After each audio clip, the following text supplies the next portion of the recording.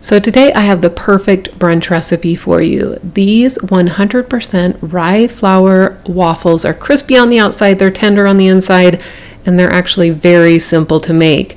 Now, one thing about these walnuts is they're also loaded with candied walnuts. I'm going to show you how to make them here. So you take your egg white, you whip it up. It doesn't have to be stiff peaks or anything, but you want it to be a little frothy. You're going to add in your walnuts, the sugar, the spices, mix it all together.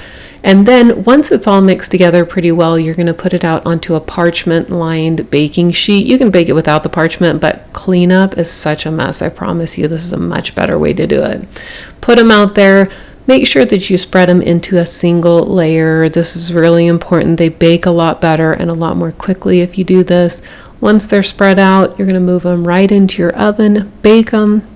And when they come out, they're going to look like this. Now you'll notice some of the egg white is on the side. I don't like to mix that in. So what I do is while it's still kind of warm, I pull the walnuts off the baking sheet and let them cool on another piece of parchment paper. They need to be completely cooled before you mix them into your waffles. So know that. They can even be made the day before. Now, when you're ready to make your waffles, you're going to mix together your dry ingredients. This is the sugar, the 100% rye flour, baking powder, and salt. Set that aside. And then one of the keys to my waffles that I always do is I separate my egg whites from my egg yolks. We're going to whip those egg whites, and that's what gives it that structure and also adds to the crispness. Now, the egg yolks are going to go into the bowl with the buttermilk, where the egg whites, of course, are going to go into a separate bowl. I always beat the egg whites first, of course. And the reason for this is because you have to have clean beaters, otherwise they won't get to stiff peaks. You can see this is exactly what you're looking for right here. Once that's done, use those same beaters. I don't like to use more utensils or anything that I have to when I'm making things. You're going to mix together the yolks with the buttermilk. It doesn't take long. Then we're going to add in our dry ingredients. This is going to be a stiff batter. Don't stress about this. It's a rye flour. It absorbs a lot more moisture. This is great. This is what you're looking for. So once that's done, you're going to add in your melted butter. Love the flavor of butter in there, of course. Mix this together, but you don't want to mix it very much.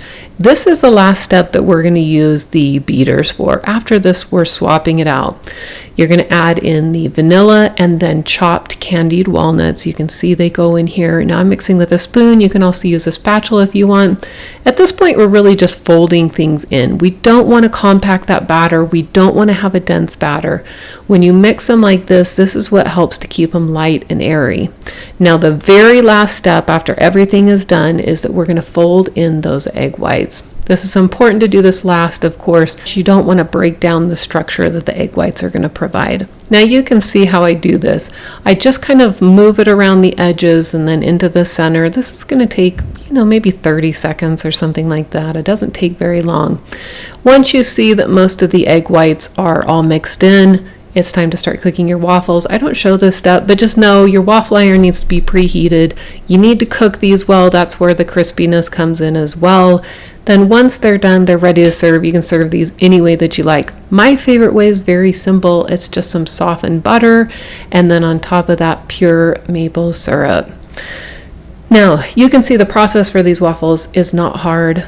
There's a few steps to it. Of course, if you want to make those walnuts ahead of time, you definitely could do that up to 2 or 3 days ahead of time.